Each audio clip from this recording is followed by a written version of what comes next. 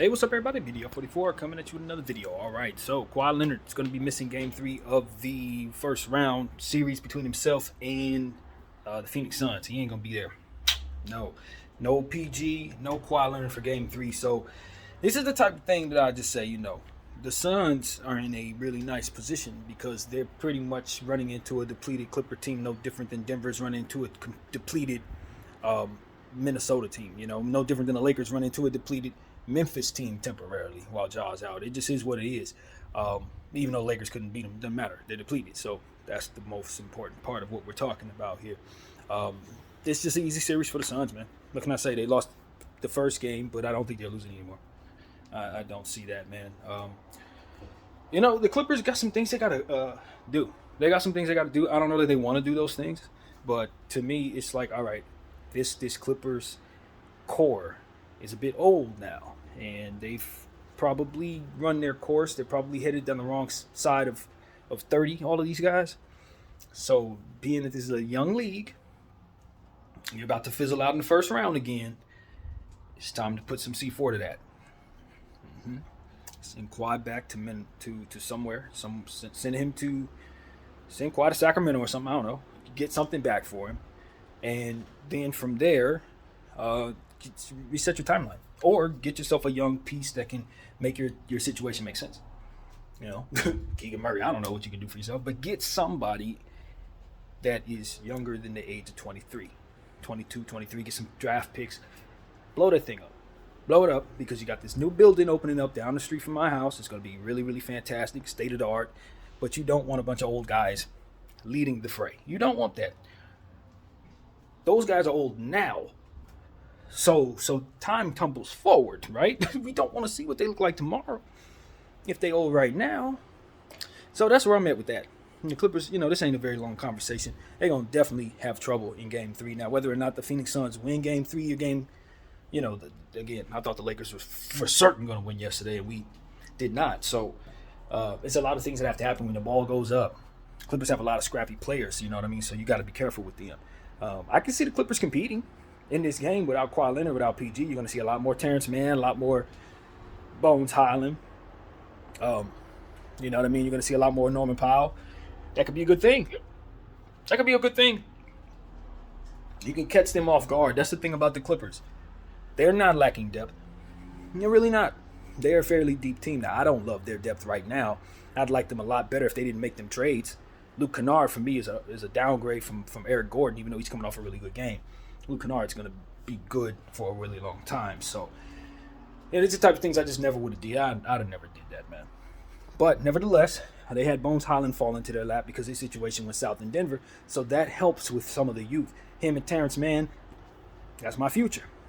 If I'm not, and some of them kids that they don't want to play, like Coffee, those are pieces I'm keeping. Everybody else can go, man. I don't need Covington no more. Batum, those guys are old, man. Get them out of here. Who else? It's a bunch of dudes. And Morris, get him out of here, man. These guys aren't in your timeline no more, because if you're doing what you're supposed to do, you have now officially given up on Kawhi and PG.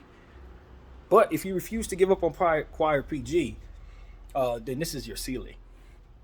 This is the same place you're going to be next year, too.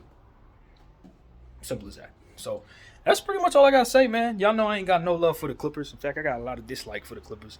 So, seeing them fall isn't moving me in a positive way or a negative way, because at the end of the day, I'm so humbled by my team's season, the Lakers, that I don't really think I have a leg to stand on. But the only thing those Clippers have really accomplished is beating us a bunch of times in a row. So, they got to the... What did they get to the second round 2 years ago? That was really nice.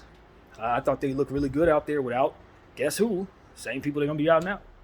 Like, this is why you do this then. You blew this thing up 2 years ago if you're the Clippers. Ballmer, I would have never even had Westbrook and PG and them guys in the hard hat. They wouldn't have been in the, because they ain't going to be a part of it. So there ain't no way I'm going to have them parading around like they're going to be.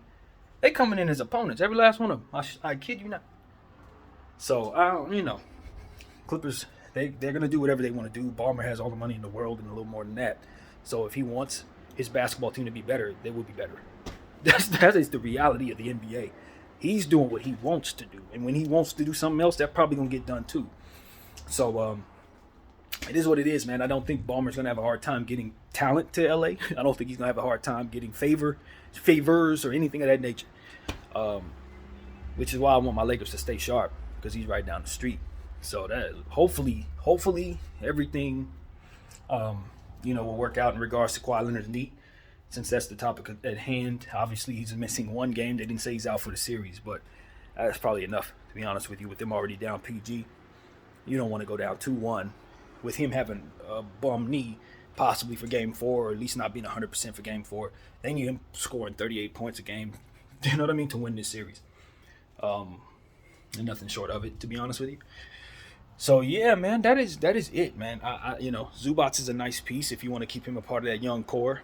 You know what I mean? That I'm talking about keeping, a few players from that Clipper team on this team as I continue to envision myself depleting of all of its old assets and turning all that stuff into picks and stuff.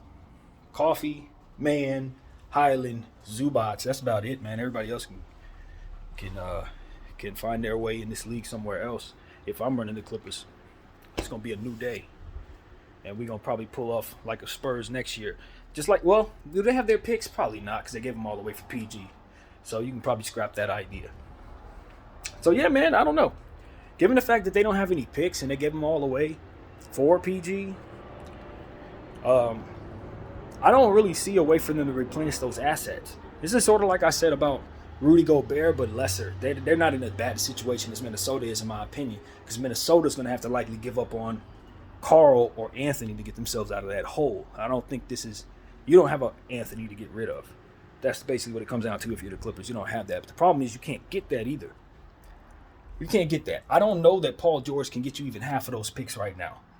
Given the fact that he's hurt, somebody's going to value him as a star, but you might be able to get a first rounder out, maybe 2 first rounders out of respect. I think he's still worth that. But given the fact that he's getting older, injuries and stuff like that, I don't see too many situations that's going to do that. Maybe you kick the can on a Zach LaVine trade. You know what I mean? Maybe you move on from PG and you bring yourself Zach. But is that going to really change life for you in any way? Absolutely not. Not in my mind, no. It just gives you a younger timeline, but not that much younger at that. But that's the type of thing that they're going to have to settle for. Because ain't nobody going to give you no picks for contracts that nobody wants. Nobody really wants PG's contract. Nobody wants that. Now, Kawhi Leonard's going to be desired. Kawhi Leonard is a different story because Kawhi Leonard is a 2-time NBA champion, arguably has the best jump shot ever.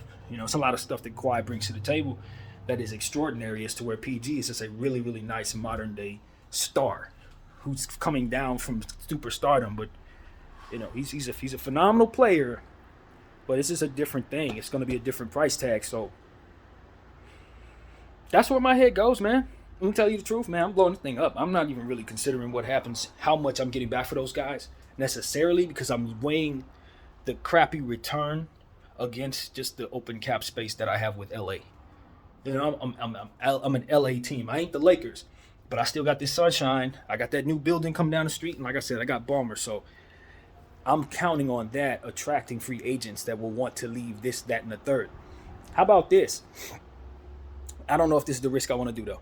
I don't know that this is a good idea, but I'll kick the can on the idea and see if you think it's a good idea, Clippers. Maybe you try to trade Paul George for Zion Williamson.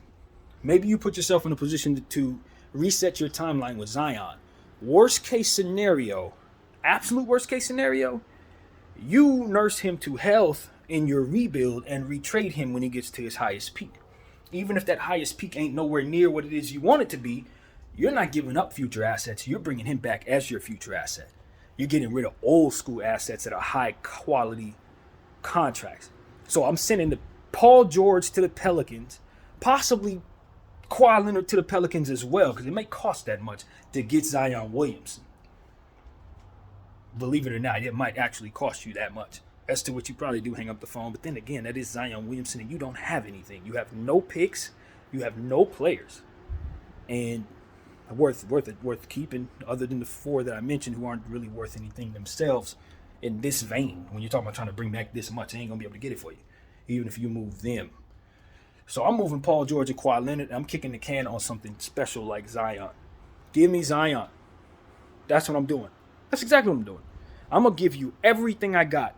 If you just give me that player that you think is done, that I know I got time to waste, and then when I have that big building open up, by the time he is ready, that building will be ready, and it will be a match made in heaven because he can make $200 million or more as a Clipper and turn the Clippers around from where they're at right now and give them something extremely exciting to build on top of Zion with a bunch of cap space, as to which you'll accumulate talent along the way. You will. Once you start bringing Zion in, somebody will want to run with Zion from there.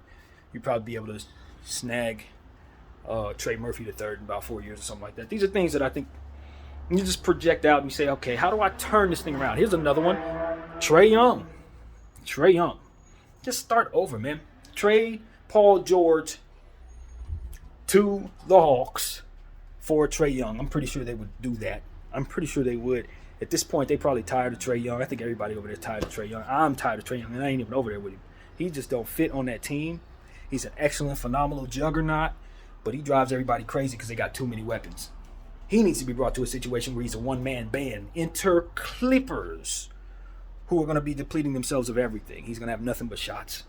Nothing but shots. He can do his con man thing all day long. Draw foul, draw foul, draw foul, draw foul. He can shoot the ball 37 times, and nobody will even ask him for the ball because there won't be nobody there but him. Now, that's going to suck in the grand scheme of things, and he probably get injured because he's a tiny player and you don't want to put him around nobodies.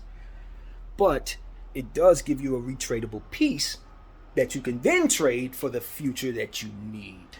Same with Zion. For some reason, he just doesn't pan out and he gets to his highest peak, but it's not what you thought, which is like literally never going to happen because he's absolutely what he is. When you see him and you don't like him, you can then retrade him for the picks that Paul George and Kawhi are likely not going to get you. Or you can stop all this, trade both of them out, send them to a third team, and then bring back the picks that would otherwise get them the requisite pieces that someone else is going to use when you use their asset value to trade for that piece. Because there's going to be a lot of teams that want to move. Juju's contract's likely going to move. Jaylen Brown's contract's likely going to move. You can see some guys in free agency possibly popping up. Various things are possible, man.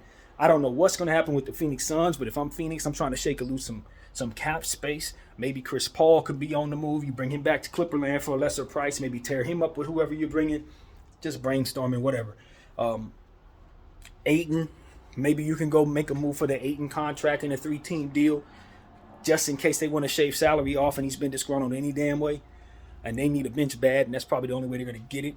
That's how you do it. You trade them some of your bench so that they can have some of those pieces that they need to fit their timeline because you got a bunch of old guys anyway. You're looking at them right now. You bring yourself Ayton. You send them Zubats and a couple other guys. You take back more value. You send Ayton somewhere else and bring back picks. There's different things you can do. You know what I mean? And so that you can free up the flexibility, bring yourself some future assets, and have at least some remnants of a future, some path toward young talent. You know what I mean? That's what they need. Some path toward young talent because they've gone the opposite direction, and now the stuff that they have is not going to be retradable going forward, which is why you never do Eric Gordon in place of Luke Kennard, because Luke Kennard's value is going up in the league and Eric Gordon's value is going down.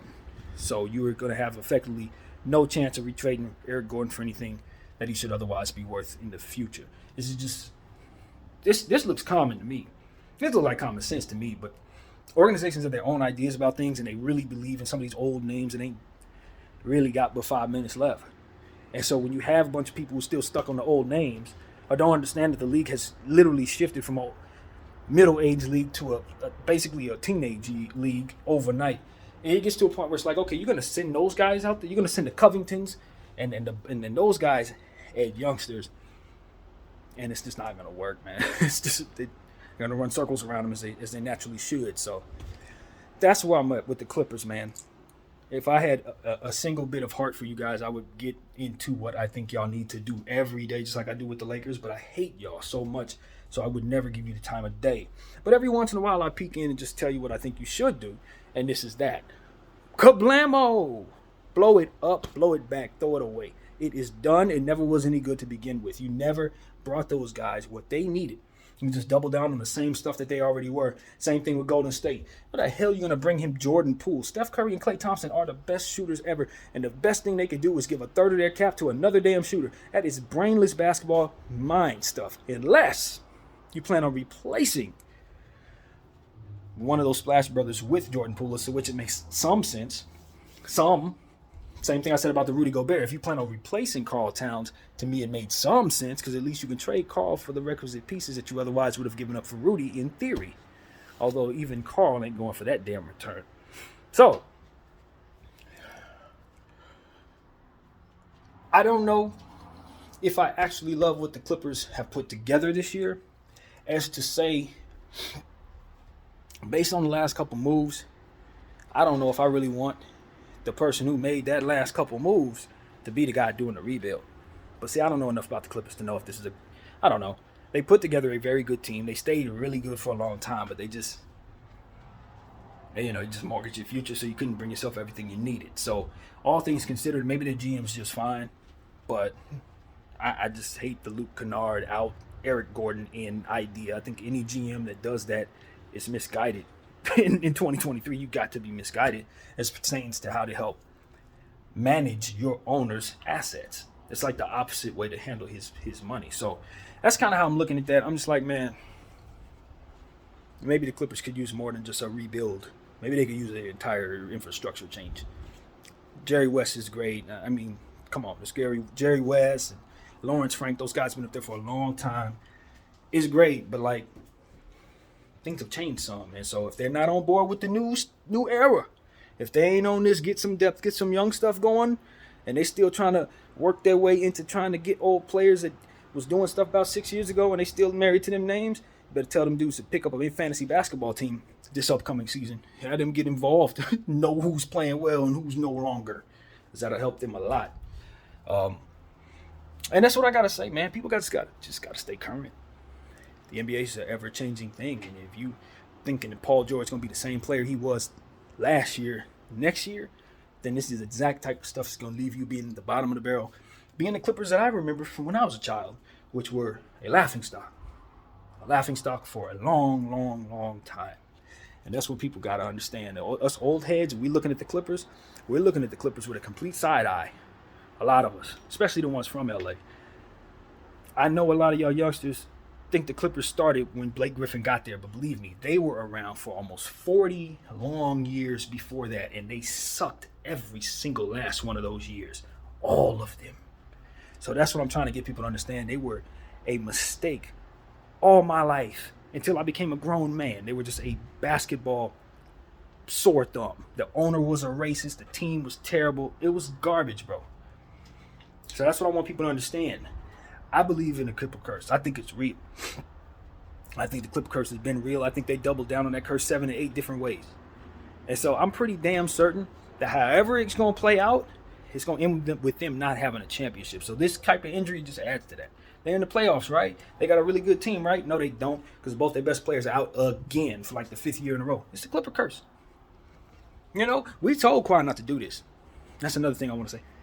Laker fans told Kawhi not to do this because he thought he knew something the rest of us didn't know. Like, no, bro, they're the Clippers for a reason. You're not starting and doing your own thing. This is not you doing your own thing. This is you going to the loser side of town and thinking you're going to turn it around when no one else could.